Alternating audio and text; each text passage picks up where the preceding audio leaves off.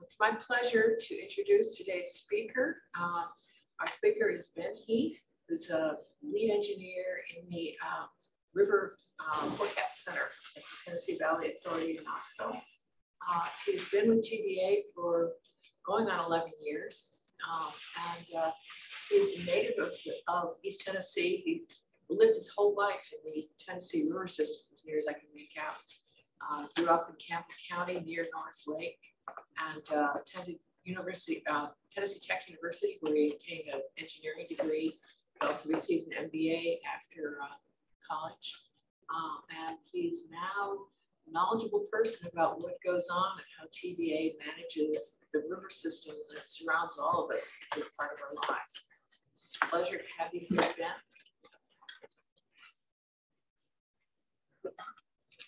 Well, thank you for having me.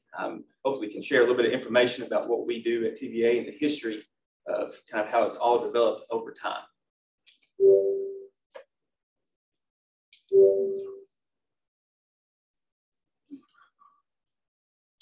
Just a moment.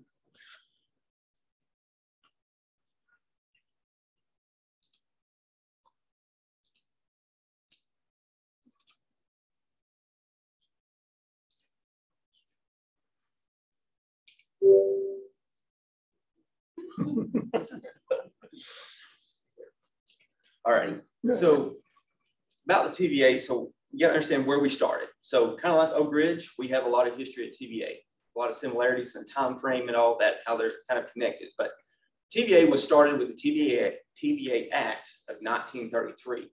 And really the focus there was at that time was navigation, flood control, and then hydro generation, hydropower, when that suited, worked with the other two. So that's, again, the TVA Act and where it started. So it's funny enough, TVA started, that was really the ideal of Senator George Norris, who was not from Tennessee. He was actually from Nebraska, but that's who Norris Dam is named after. So just there's a picture of the Tennessee Valley. So the light tan, almost the white color, is the Tennessee Valley. And then the darker tan is our service area. So the light tan is about 40,000 square miles. And then the darker tan adds an additional 40,000 approximately. So we have a service area that we provide power to of almost 80,000 square miles. And again, the TVA, the Tennessee Valley watershed, is the 40,000 square miles. So we show our different dams there. And so the way the river system works is kind of unique, where it starts up in Virginia and in the mountains and the North Carolina mountains, and flows south and kind of southwest, flows down, and we have different, even from Georgia, river systems that come into the Tennessee River. So the Tennessee River officially begins right here in Knoxville, and then continues on down, goes through Tennessee, dumps into goes through Alabama, and actually turns due north right there at the Mississippi, Alabama, and Tennessee corner there, and runs straight through Tennessee, through Kentucky, and dumps out into the Ohio River. And so it's the fact that a river runs north is pretty rare. But we have 49 dams total. 29 of those are hydro dams. 20 are not. 20, so we call those non-power dams, and they're there just for power, for not power, but for flood control and providing water for municipalities and those things.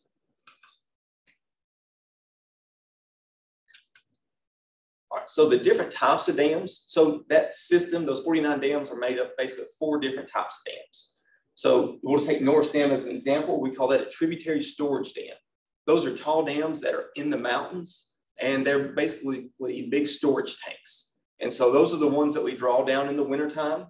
And then when the rain comes, we fill them up, and they again store water, reducing flooding downstream. Then we have main river dams. Fort Loudon is one of those. So Fort Loudon does not fluctuate near as much in the winter. We do draw it down a little bit. It has a little bit of flood storage, but not significantly. But its main purpose is navigation. And again, all these do produce hydropower, the ones that are hydro dams as well, but navigation. So it helps provide the navigational channel. So think of the navigational channel as stair steps that provide deep enough water for the barges to make it through. And so it does have a lock. A different type is tributary run of the river. So Mountain Hill is an example of that. So it does not fluctuate from summer to winter. It just stays the same elevation all year, and its main purpose is, it does have a lock on it, but it's going to be making hydropower. It provides little to no flood reduction. And then the non-power dam that I mentioned earlier. So we do have quite a few non-power dams. And again, those are smaller dams. Typically, there is no power generation there, but they do provide, many other benefits.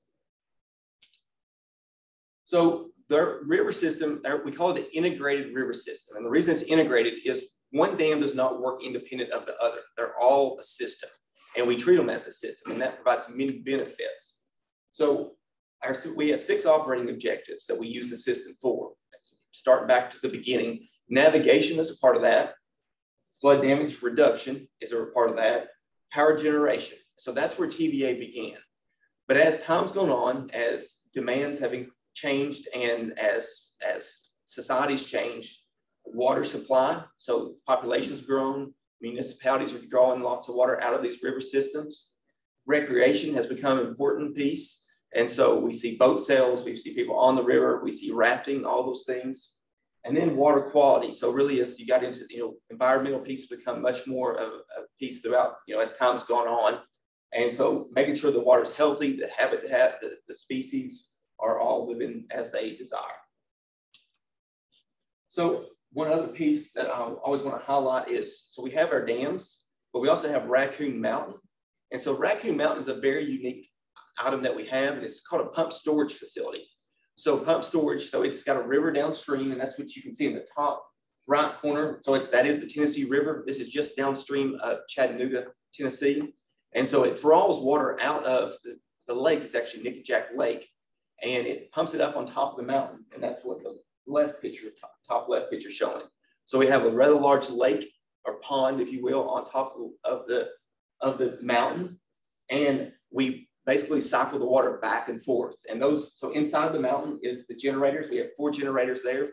And so that thing has a capacity of over 1,600 megawatts, which is a significant amount of power.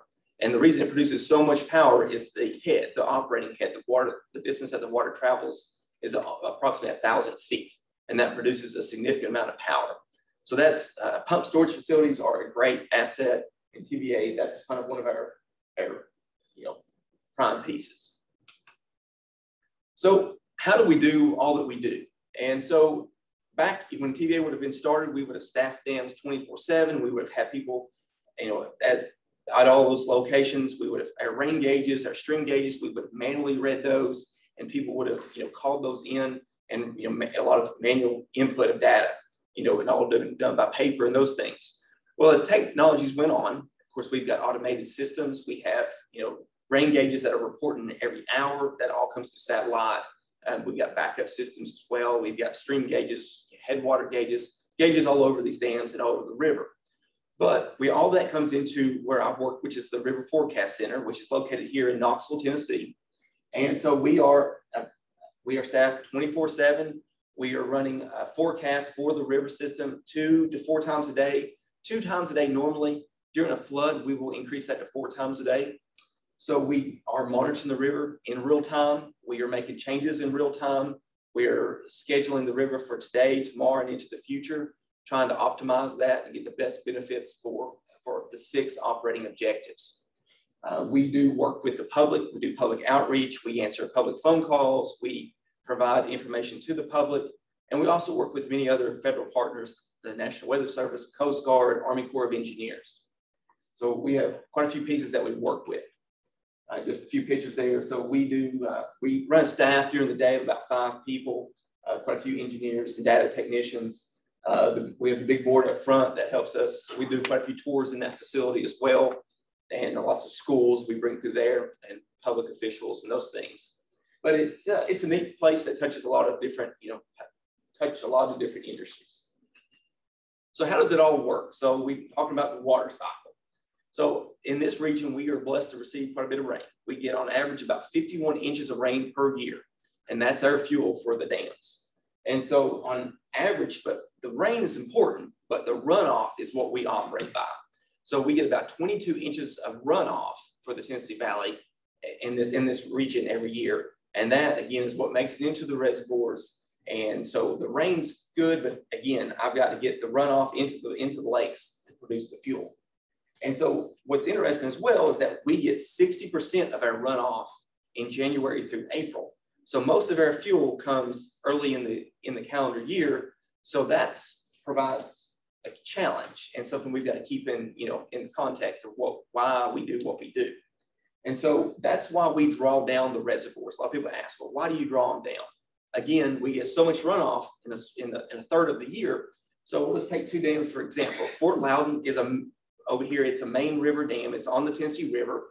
We've got to keep a navigational channel, so we can't really lower it significantly, but we do lower it some to help provide some flood storage to capture some of that runoff. So it lowers about 4 feet. But back to those tributary dams, the ones up in the mountains, we'll take Douglas, for example. Norris is very similar. It lowers approximately 40 feet. And so a big difference. So it does not have a lock, so you're not having commercial traffic through there. So it does lower a significant amount, but it also captures the watershed. The amount of the water that runs into Douglas is significant. And so we will have to, provide during the January through April timeframe, we've got to be prepared. We never know when those big rain events are coming. And you can't lower a lake 40 feet in a week. It takes a significant amount of time. It takes months to do that, especially to capture the benefit of that through the generators. And so that's the reason we prepare through the fall and into the early winter of lowering the tributaries down. So just a graph of what that looks like. So you can see our rain throughout the year is pretty similar, anywhere from just over 3 to just over 5 inches. The rainfall doesn't fluctuate significantly here in the Tennessee Valley, but as you can see by the green lines, the runoff does. So the runoff does drop down in the fall significantly, and then again picks up significantly in the springtime. So again, that's the reason that we lower the lakes coming as it gets into the fall, and it's prepared for that runoff. So rainfall highlights. It's been a very interesting last couple of years. And so again, normally we get 51 inches of rain. But the interesting piece is that since 2018 through 20, we've had 3 of the wettest years on the record. And as you can see from the chart, 18, 19, and 20 were 1, 2, and 3. And then 21 was number 13. And so we're talking about over 130 years of record is what we're comparing this to. So it's not just 10 or 20 years, it's 130 plus years. 5 of the last 10 years have been some in the top 13. So we've had some interesting challenges. We've got quite a few questions. Why have you been doing this? Why it's been high or low, those things?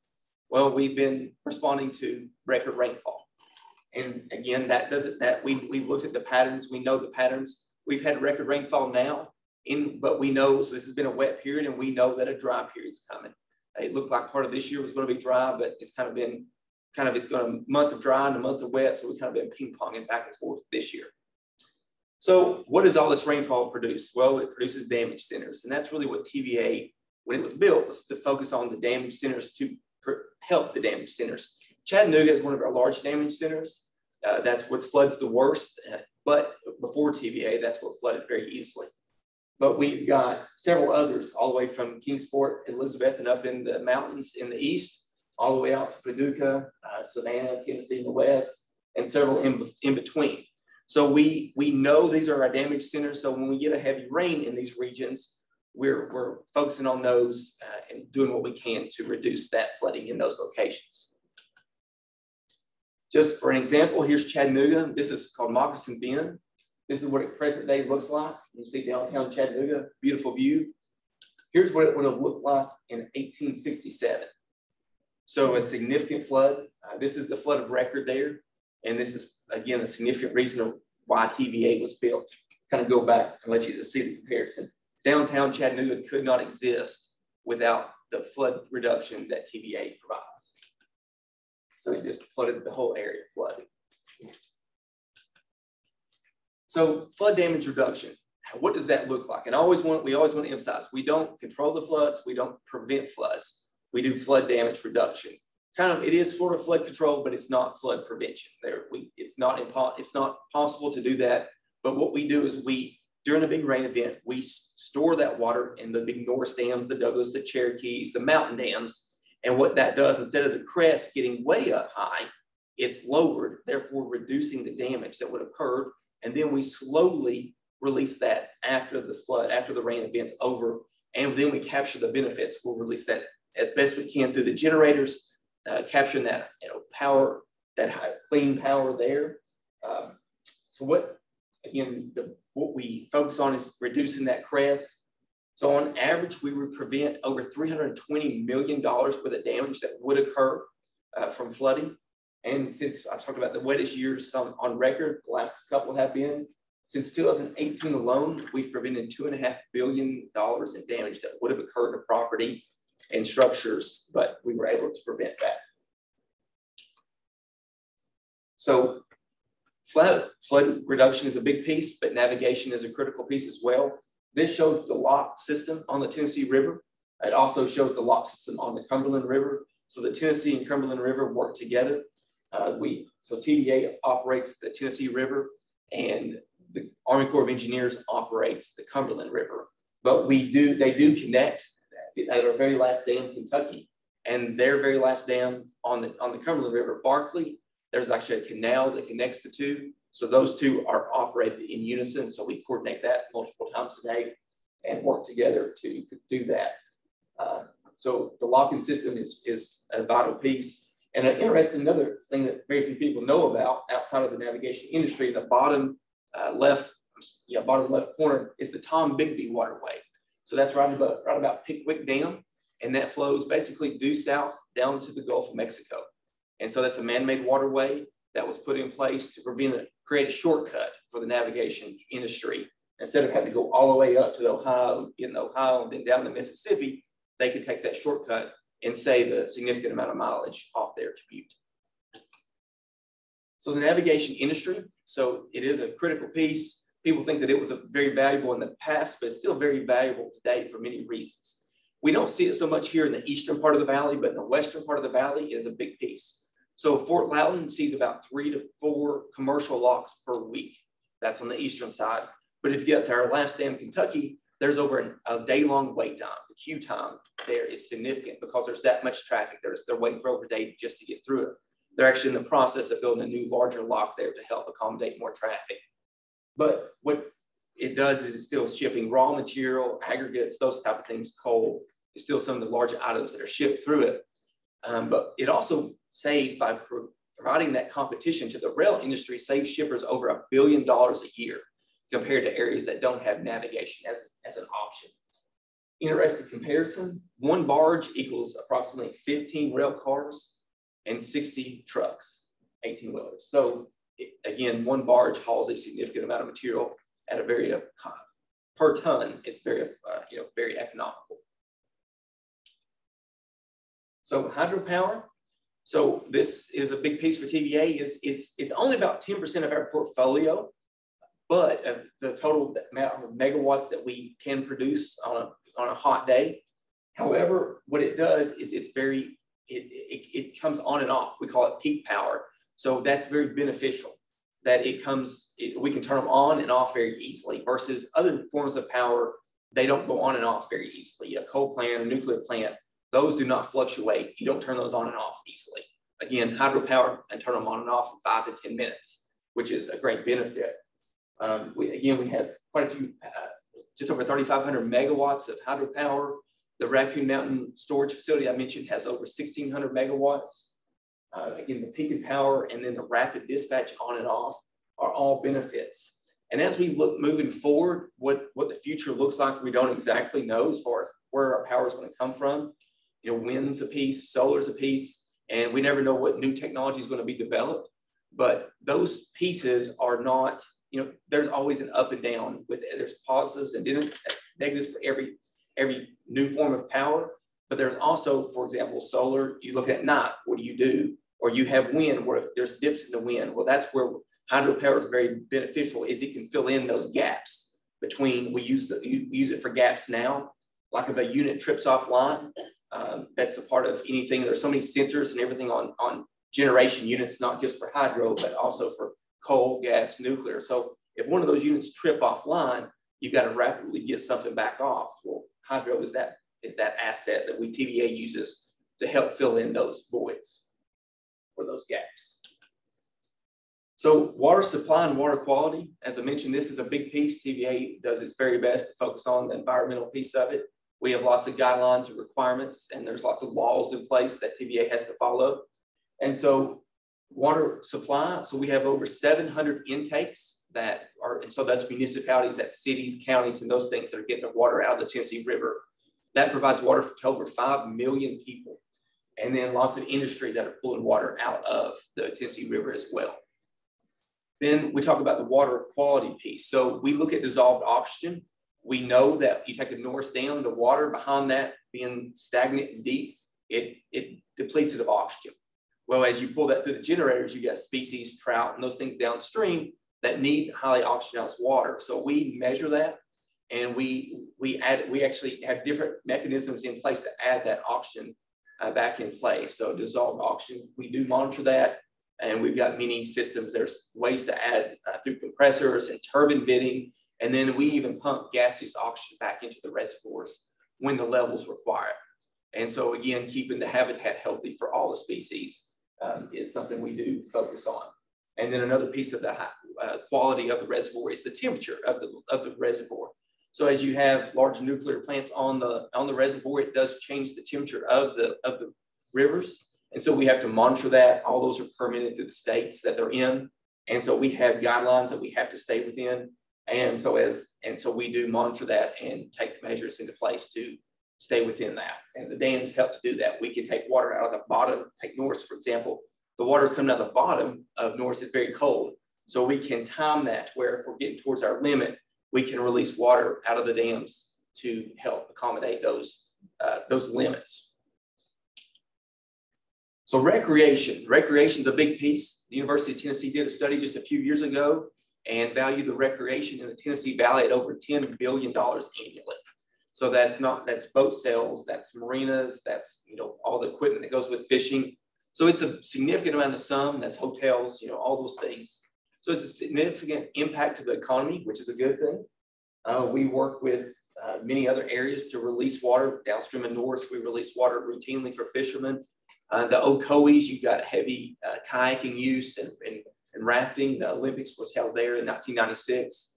So we do work with with different stakeholders to help with the recreation piece of it. There's lots of fishing tournaments, and we do our best to accommodate those.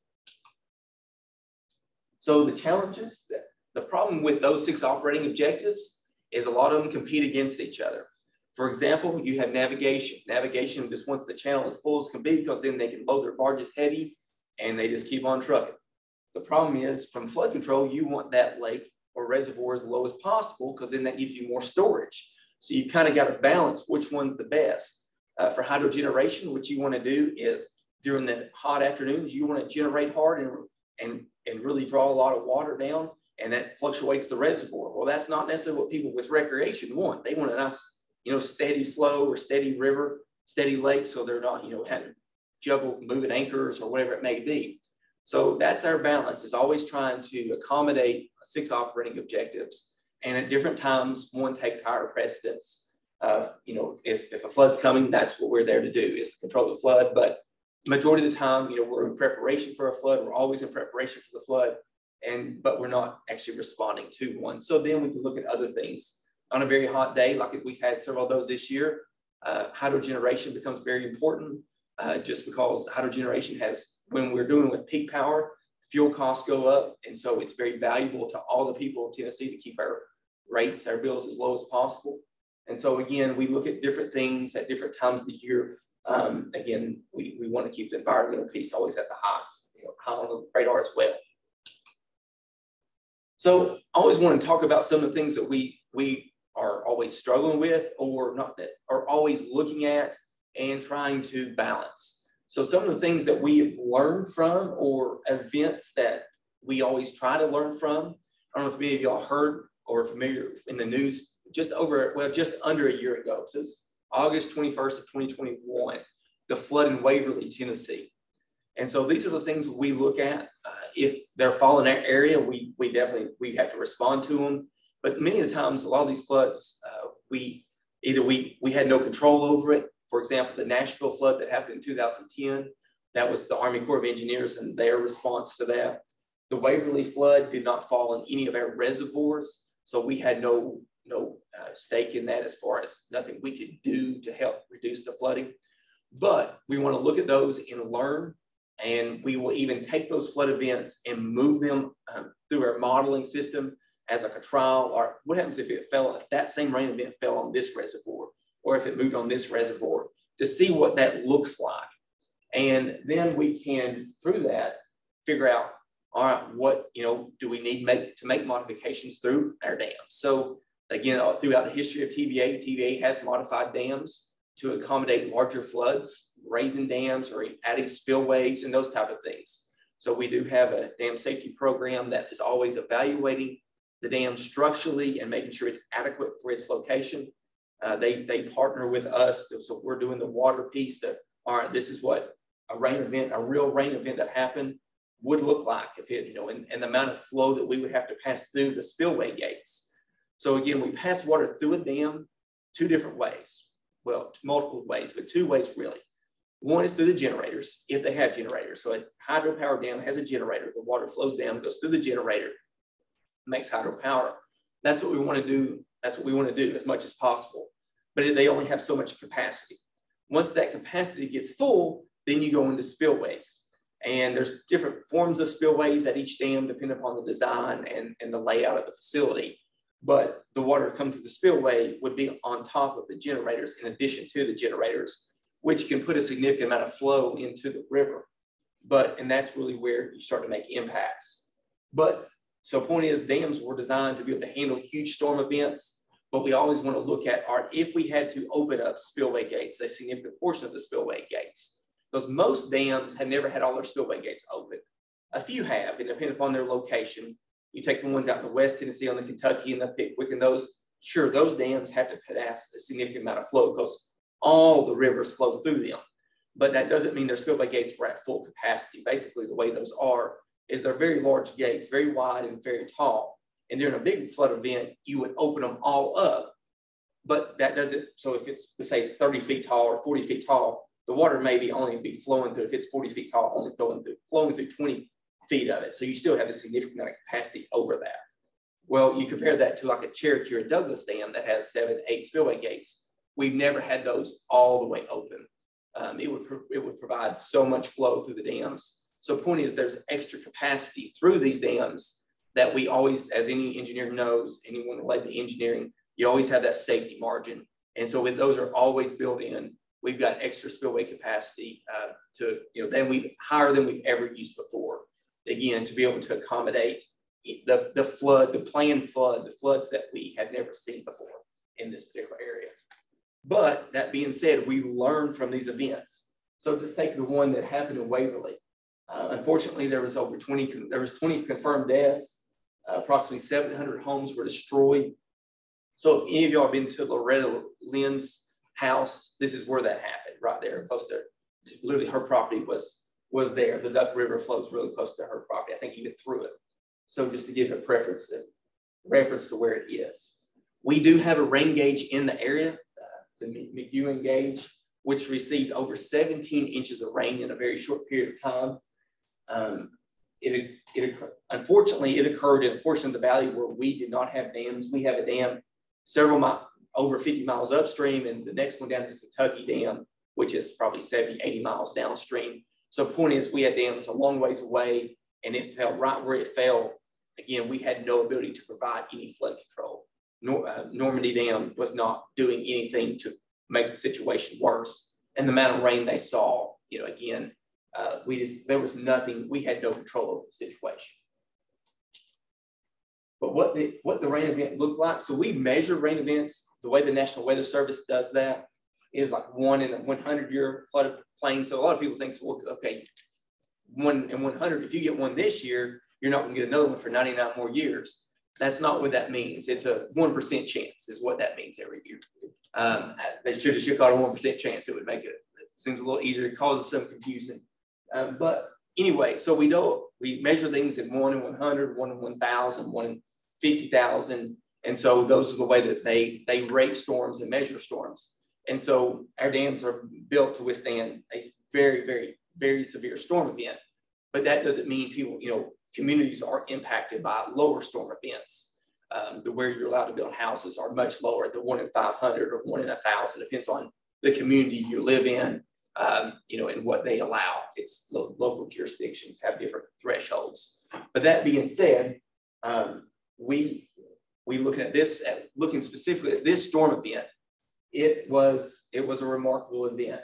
So the rain gauge, that 17 inches that occurred in just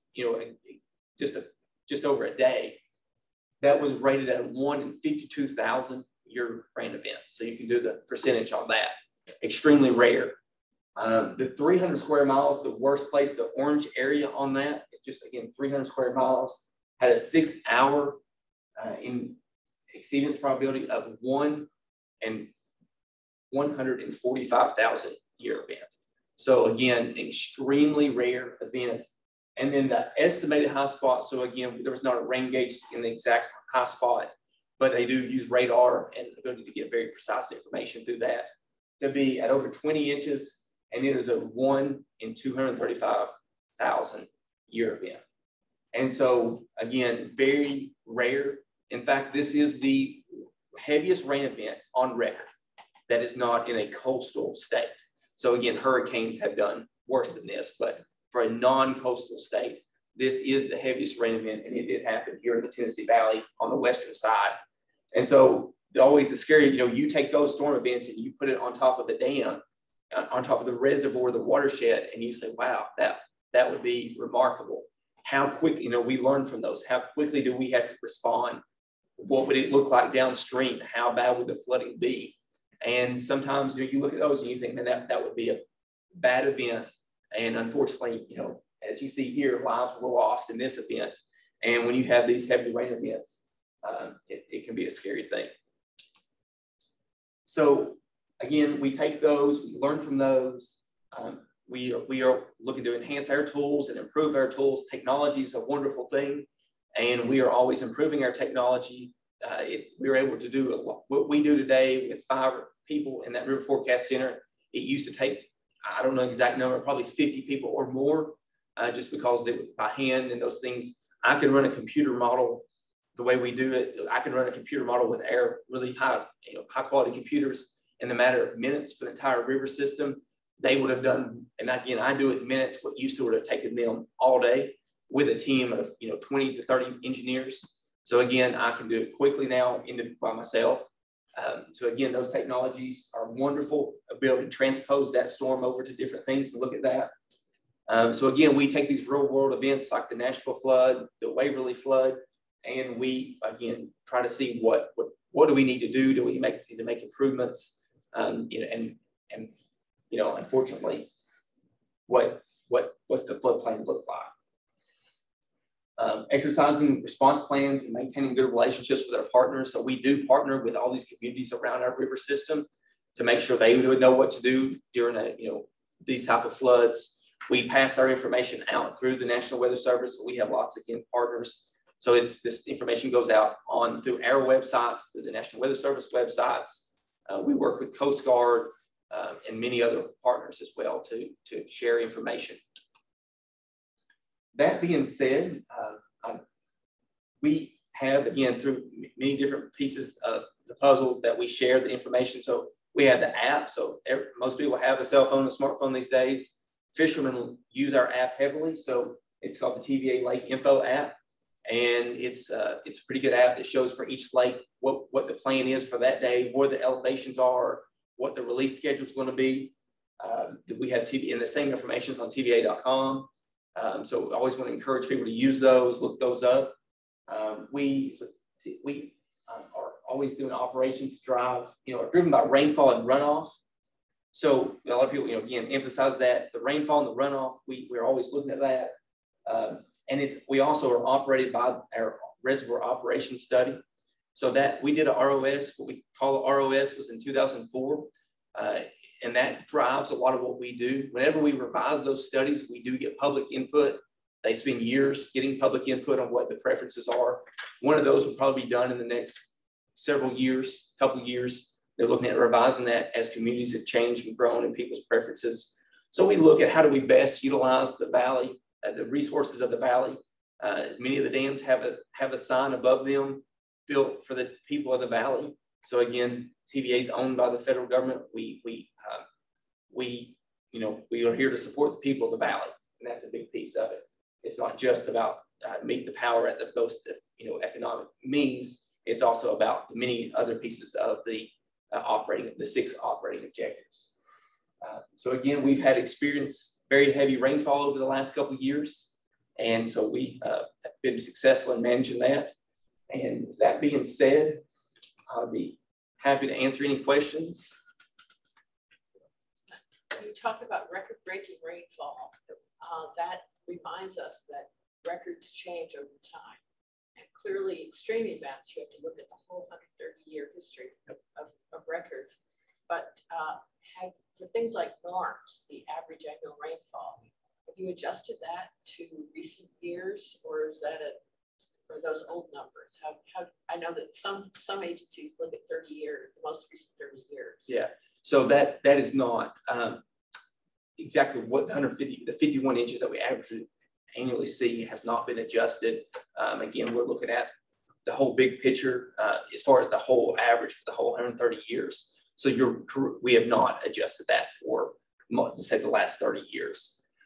We do look at that, and we don't put blinders on to any of that. We analyze those numbers, and we have, we look at, so we've had some heavier rain events, but we've also had some drier. Some of our wettest years have been in the last 30 years, but some of our driest years have also been in the last 30 years. So really the average, even if we did it, probably wouldn't fluctuate that much. Now, if we did the last 10 years, it may adjust, but we just, we get a question asked routinely about, climate change and all those pieces of the puzzle.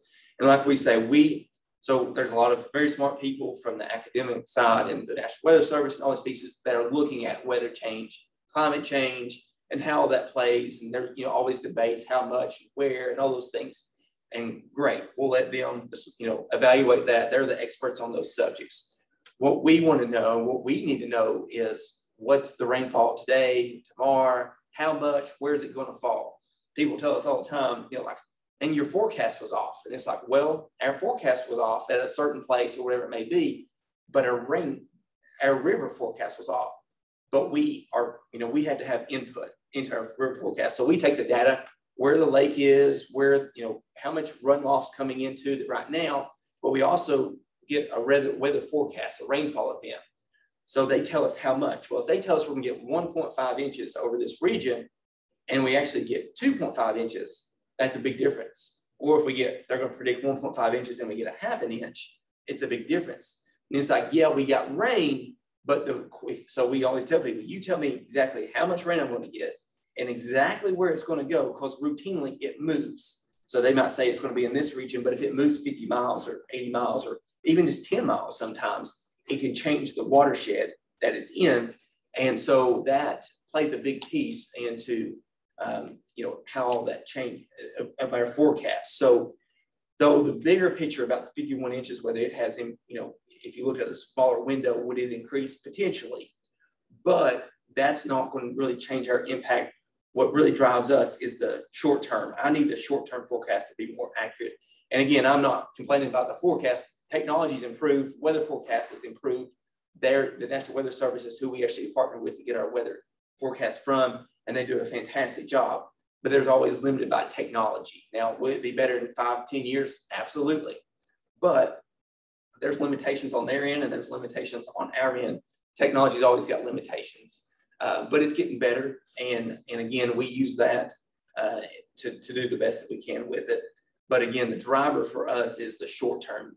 If we could improved the weather forecast for the next week is the most valuable thing to us versus exactly what, whether we get 51 inches of this year or something higher. No. Yes. Years ago, TVA had a fish hatchery below Norris Dam. Yeah. I think that was closed. Does TVA still stock the various rivers with fish? So TVA does not do the stocking. However, we do have a huge environmental piece at TVA that monitors those things, that they go out and they'll do, checking on species and those type, all the fish, the habitat and those pieces. But what we do is we partner with the states. For example, in TVA, for Tennessee, TWRA. So TVA partners with the states, and TVA even provides some funding for the replenishing of fish and those hatcheries. Not that I know of that TVA owns any hatcheries. Now, Dokes Creek, which is up above Norris, a small fish hatchery, I do believe TVA would have built those, but I do believe all those have been turned over to the states. A lot of things like that, TVA's, would have, again, built those and have now partnered with the states. And states are doing the regulation on a lot of that. So, again, partnership's a big thing. But the states are the ones doing the majority of that regulating and doing fish counts. For example, we will accommodate TWRA. They'll, in certain dams, certain tailwaters, certain areas, they want to do fish counts.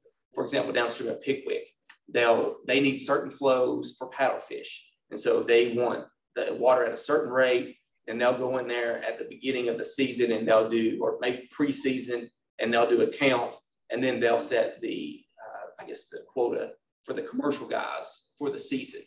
So again, we partner with them to make sure that that they get what they need and to keep the habitat healthy. So again, partnership's a big thing for us. Yes, ma'am. If we had East Tennessee had a long drought, say 3 months, and extreme heat waves, water temperature is going to rise. And so there might be a risk that you'd have to shut down a nuclear power plant because the water would be too warm for cooling. Is TVA planning for scenarios like that? Absolutely. So contingency plans are huge. So TVA provides power to a significant portion of the population. And I believe they used to say 9 million. I think it's grown. It's grown to approximately 10 million people. We have a 99.99959 percentage of reliability on our power grid. You get power outages, but majority of those are not the TVA grid, the power grid. It's from your local, from your local power company, because they're the lines that are going through subdivisions much closer to trees. The power grid that TVA owns and operates, the transmission lines are, we have big right of ways, and we are very high in the air. So we focus on the transmission system as a critical piece. So most areas have multiple routes of the power getting to a community. And then the second piece of that is, like you're talking about, so take a nuclear plant. We monitor that closely. And then they use the word derate. So they can derate plants. It's not just TVA, this is industry-wide, as you can derate a plant to run at a lower level, therefore it requires less water, changing the water temperature less. Derates do happen occasionally. Obviously, we don't want to do that because they seem to happen at the worst time during the very hot summer. But those are always, when we get the threat of those, there are significant contingency plans in place. And so and another thing interesting about the power grid is that there's basically 3 power grids in America. You have Texas, it stands on its own. You have the East Coast and West Coast. And so we're all connected. So though we may be having shortage of power here or right at the brink of not being able to meet our demand, around we get right at the edge, and other industries do the same thing. There's always, you can go out and buy power on the, so there's the trading board, they call it the balancing authority, and TVA is the balancing authority for the South. And so there's other balancing authorities for different regions of the country. And so it's sometimes that happens in other locations. So we do buy and sell power, and it has to do with reliability is what that's looking at to meet the demand, because again, power is critical for modern day culture, modern day society. We have to have power, and so we have definitely contingency plans in place for all of those. Yes, ma'am. I lived through a flood, and it was a really good story, so I'm going to tell you. Okay. It was one of those towns that couldn't have a flood because we have a dam upstream that protects us. The water reached the dam. And one thing it did was clear off all of the topsoil downstream of the dam, right down to this big slab of bedrock that it cleaned off very nicely. Huh. And it turned out this bedrock was the bottom of an old ocean and was full of rare maritime fossils. It's also in a park and it's protected. Yeah, the dam safety industry is definitely a big piece of what we got to do at TVA and the whole industry. Dam safety guidelines and the expectations of dam owners are very high. That is improved over time as technology's improved over time. TVA takes that very serious. We have a very robust dam safety program. And so you're right, dam being a good steward of our assets is critical, making sure that, dams do not fail. Failure is not an option. We need to stop building in floodplains. Mother Nature does not like it. The other thing I wanted to tell you was that I used to work in an industry that got its power from a dam on the Mississippi that originally generated 25 cycle power. Mm-hmm. Yeah, and the industry used the last generator for 25 cycle power because the power loss is less. It saved a lot of money running electric arc furnaces. But nobody really knew why 25 cycle? Why did they do that? Yeah. It's interesting. Ben, we have some questions here. Chat. John Gunning asks, given that rainfall is more or less uniform throughout the year, why does runoff vary so much? I do not think Tennessee ground was frozen enough to cause this much difference. Yeah, and so that's a great question. And the biggest answer is multiple things. So evaporation is a huge piece. So your evaporation loss this time of year is significant during the heat versus the summer, or summer versus winter.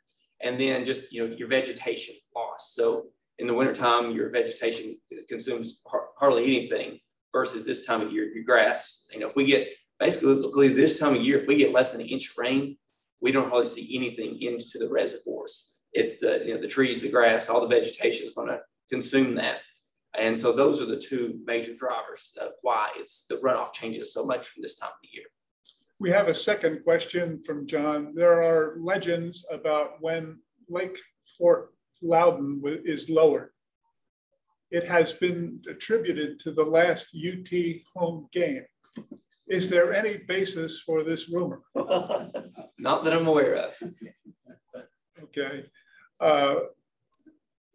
We have another question. What are the trends on water temperature and the projections on providing sufficient cooling capacity to the power plants for the different scenarios studies by the IPCC? So looking at that, we have a whole department called the hydrothermal team, the hydrothermal group. And so they are looking at that. We've had a hydrothermal group for years. It was a lot of it was focused on coal plants. And then as that industry as TVA significantly reduced its coal footprint and the future looks like coal will not be a part of TVA in the future, not necessarily today, but that being said, coal plants tuck in water out of the rivers and change the water temperature. And nuclear plants do the same thing. We have quite a few nuclear plants and they are part of the future for now and the future. So that being said, looking at those projections, so TVA, again, that talking about technology, that department actually just built. And so a lot of these things, you don't just go buy a computer, like you want to go buy a new Microsoft program or something like that, just buy it off the shelf. Or unfortunately, our programs, like a hydrothermal model, you don't go buy that, you go build it. And so TVA would have in the past built it themselves.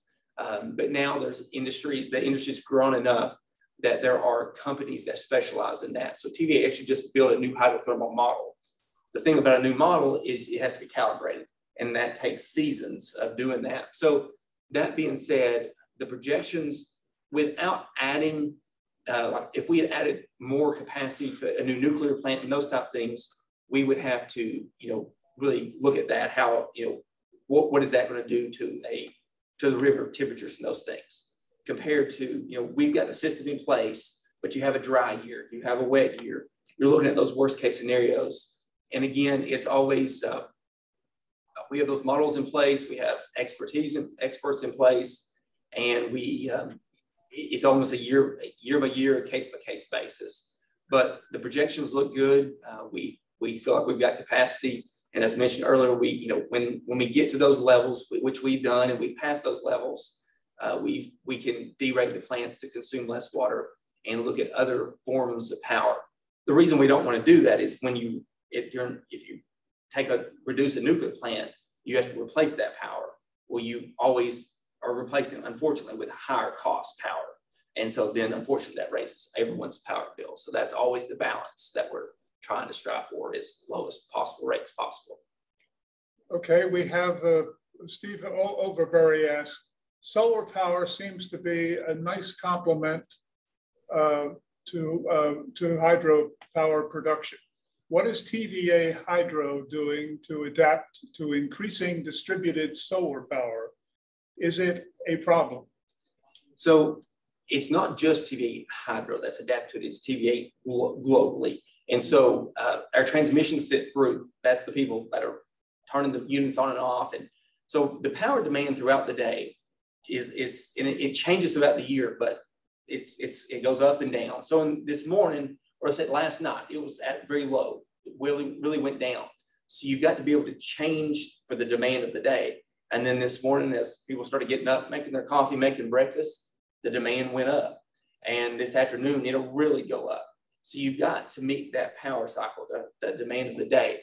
And so that's where, it's not just that, the hydro is not enough just to meet that demand. So we've got gas units. We also have units that come on and off, or you can turn on that lower capacity, kind of like a dimmer on a light switch. So all that being said, solar, so TVA does have some solar, and as those solar, is part of the future, TVA has to also look at many things. Solar is a bigger part in like California and other areas. There's a higher usage of solar. TVA wants to keep rates low, but we also have to look at, where's the technology, where's the big picture technology. And so we have to do it with megawatts, not kilowatts. And so TVA is putting in solar farms, but we can't go out and put in tons of it because the cost is still high and the technology is still improving. Now, I will say, the cost is coming down of solar, and the efficiency of it is improving, and all those pieces. And again, so TVA is doing that, but at a sustainable rate. And again, so hydro is a good complement, does complement that well, just because we can fill in the gaps when solar, does fluctuate throughout the day.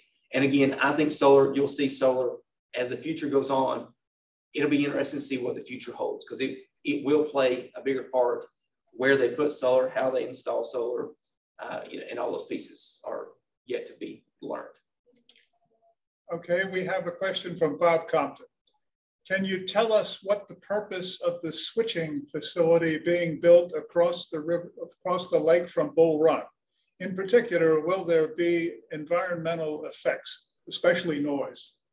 Sure. So whenever TVA, being a federal government, we do an environmental assessment. Anytime we do a project like that, there had to be an environmental assessment. And so what you're going to see there is Bull Run has an inundated site. Again, TVA is reducing its coal footprint. And so the Bull Run's got an inundated site as far as when that plant will be closed down. And then what has to be in place is that new substation, that switching yard. And so that's a 500 kV yard. And so what you'll end up, once it comes online, and I do believe the projected date is late 2023 is the current timeline on that. And so they're building that out as we speak. Then you'll eventually, after that's online, you'll see Bull Run closing that, closing the switch yard that's there, and tearing that facility down and doing environmental cleanup.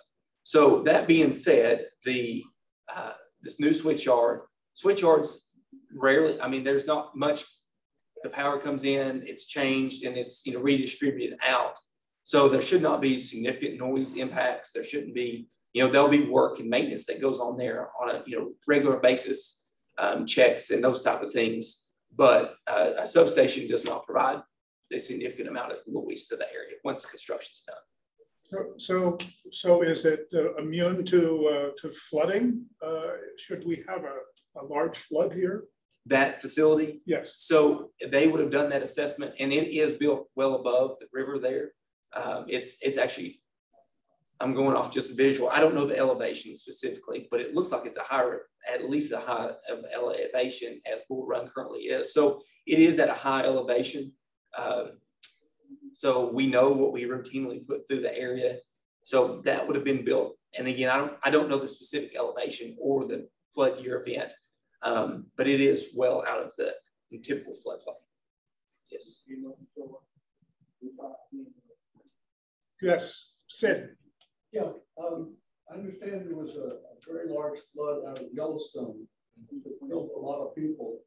And they said it was mainly because of a really unexpected amount of rain, big time. And they're attributing this type of large differences in rainfall to the general climate change problem. And that 1 in 100-year things are becoming more like 1 in 10-year things.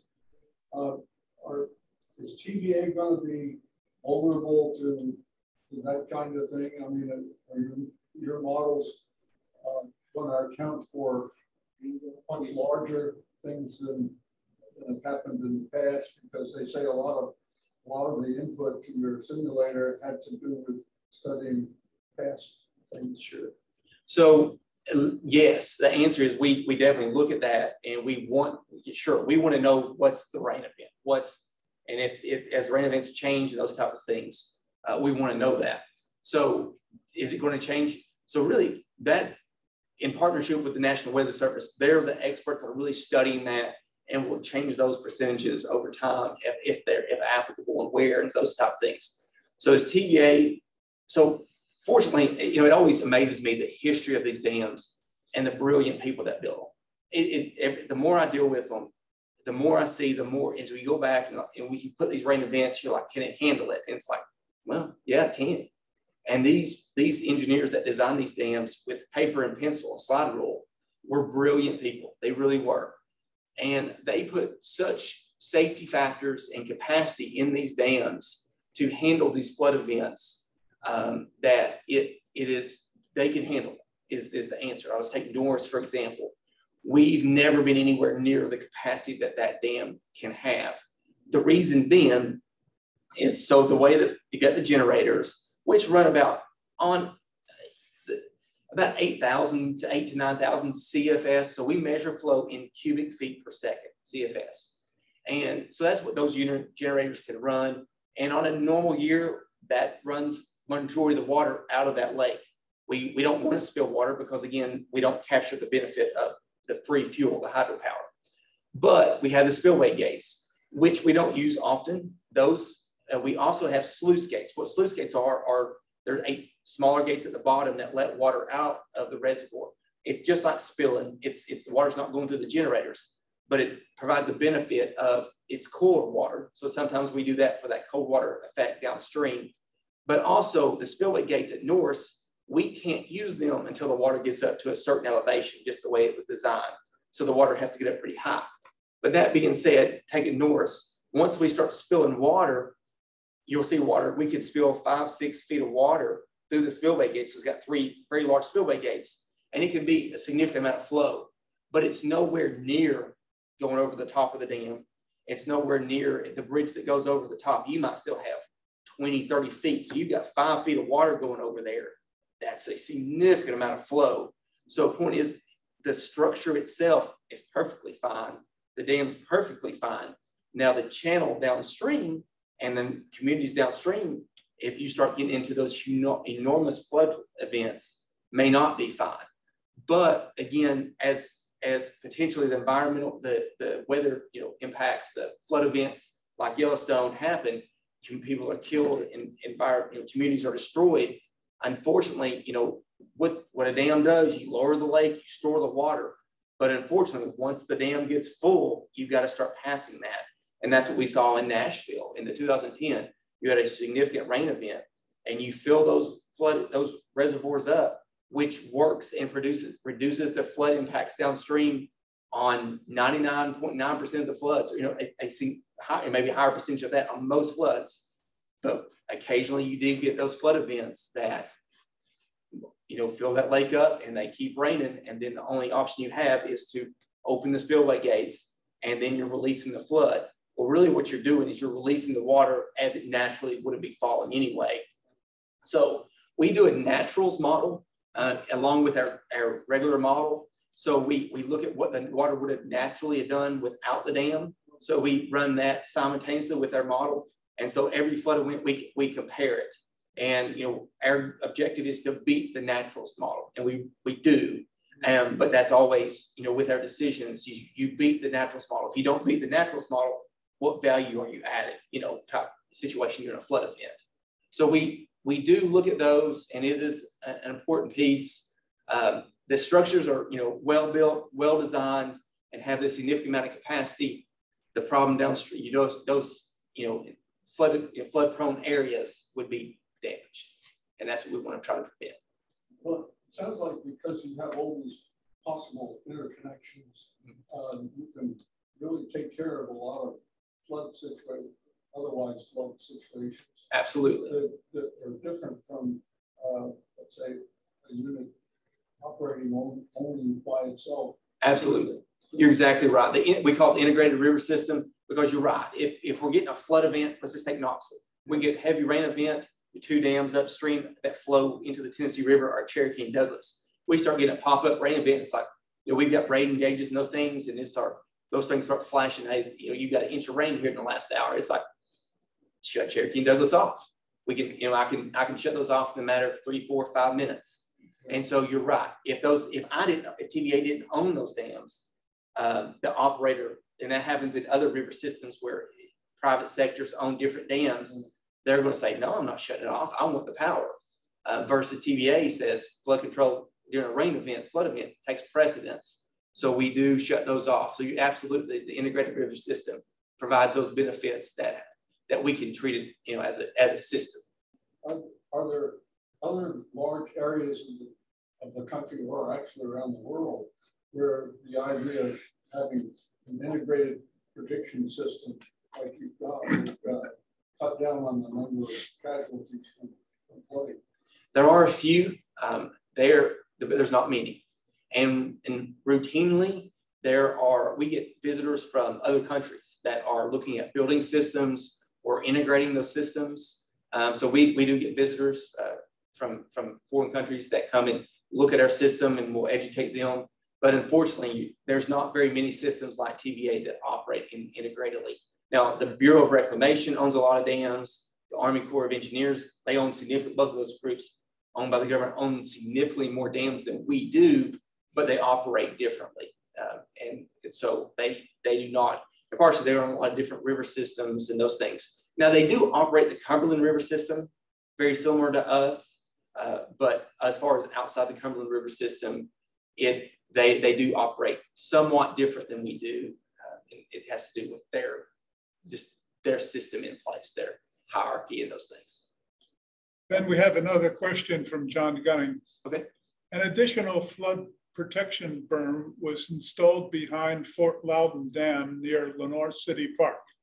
What was found that necessitated this installation? So when we went through our process of permitting the new Wattsburg nuclear unit that came online a few years ago, you had the NRC regulates that and you have to go through a permitting process. And part of that was a reevaluation of what we think the worst flood could be. And so with that, that we ended up with the new rain events, looking at these new rain events, looking at probabilities and those things, we analyzed that and determined that we needed to have more flood storage. And it was several dams. It wasn't just Fort Loudon. It was Cherokee, it was Douglas Dam. Both of those were raised as well. And so, the history of our dams, we have either added more spillway capacity at certain dams if the calculations warranted it. Fort Loudon is one of those. Fort Loudon and Tellico are both connected and operate in unison. They had an additional spillway at Tellico back in the 80s. And then now in the 2000s, we did raise Tellico and Fort Loudon, Tellico area there to accommodate that. So it had to do with the permitting of that new nuclear unit and meeting the new and latest flood that could potentially occur. And again, these are talking about those high problem, very low probability, very low percentage of floods, chance of it happening. But again, with nuclear, as many of y'all know from working in Oak Ridge, it's, you prepare for the worst case upon the worst case upon the worst case and have backups to the backups to the backup. So that's what that was about. Are there any other questions? I've got a different one. Is TVA looking at the possibility of things like new pump storage units? They are actually. So TVA has looked at additional pump storage units many times and many locations. So you got to have, the location is critical, and they've always got a few locations picked out. They could here, could there. And a lot of times economics are the driver of a lot of things. As you got to look at the economics, of course. Then if you decide to do it, if it's then you got to look at the environmental piece and all that. And then in community impact, all that comes into play. So TVA is always evaluating options. There's many things we'd like to do, but again, the economics of what is it going to cost us to bring those megawatts online, and the value to the region. That's always the driver. But as power demand is increasing, as power costs are increasing, as fuel costs are increasing, it makes assets like that more feasible and more valuable. So definitely, I'd say that's something that not just TVA, but the industry will be looking at more into the future, especially as we look at renewables, because that's another thing that could line up well with solar and wind of those things, as because they're producing significant amount of power during whenever you want it. Well, I believe we've run out of questions. Well, we have one interesting one. This is by a TVA retiree. It says, does TVA still provide much assistance to communities in managing floodplains? So the floodplain management group, it has, so TVA used to do a significant amount of effort in going out to communities and looking at their floodplain. And so much of that work was done in the past. And so when it was done, TVA was funded through the federal government. And so it was funded that way. Now, so since 1996, TVA does not receive federal funding. We are owned by the federal government, but all of our money, operating money, is come through selling power, 100% of it. We are still owned by the federal government, but we are not funded that way. So when TVA got out of being that funding process, that going out into communities and those type of things, again, much of that work was done was already completed at that time. Now, again, as communities grow in those things, there definitely could be more of it, but that there's still funding for those communities. It's just not through TVA anymore. FEMA does stuff and different grants, but TVA does not go out into communities anymore in that nature. Yes. I understand that if you look at our electric bills, the cost has gone up per kilowatt hour from 11 to 13 cents. And is that that's primarily due to fuel costs going up, right? Correct. Which particular fuels? Coal, gas, nuclear? What's going on? So that's interesting. I got my electric bill this month and I was a little bit surprised as well. I was like, man, that's not nice. So that being said, you're right. Just like what you pay to fill up your car right now, gas, diesel have gone up significantly. Natural gas and coal have gone up in the same way. And so that's what's going up. So your bill is made up of two parts. So there's a base charge that we charge for the per kilowatt. That's our general rate, and it has not changed. That stays the same, and TVA is committed to keep that, trying to keep that the same for years to come. That's what pays for the staff and the general maintenance and operation of the plant. But then there's the fuel piece, and that has to fluctuate with what we have to pay for it. And again, with the supply chain and the way things are right now, the cost, again, gas, diesel's gone up, so is coal. Coal and natural gas are the two drivers of that. Fortunately, over 50% of TVA's portfolio is carbon free. So meaning like nuclear is not adjusted by that. Nuclear doesn't have to, we've got the nuclear fuel. You don't go out and buy that on the open market. Fuel through the hydro plants, which it's rain. So again, over 50% of our portfolio. And so we're very blessed to have the nuclear. The nuclear is very valuable. And then the dams are a great asset as well. But again, it's the fuel cost, and that's the market we're in right now, unfortunately. Well, Ben, I don't see any other questions. Well, there's just one more follow-up on Sid's question. Okay.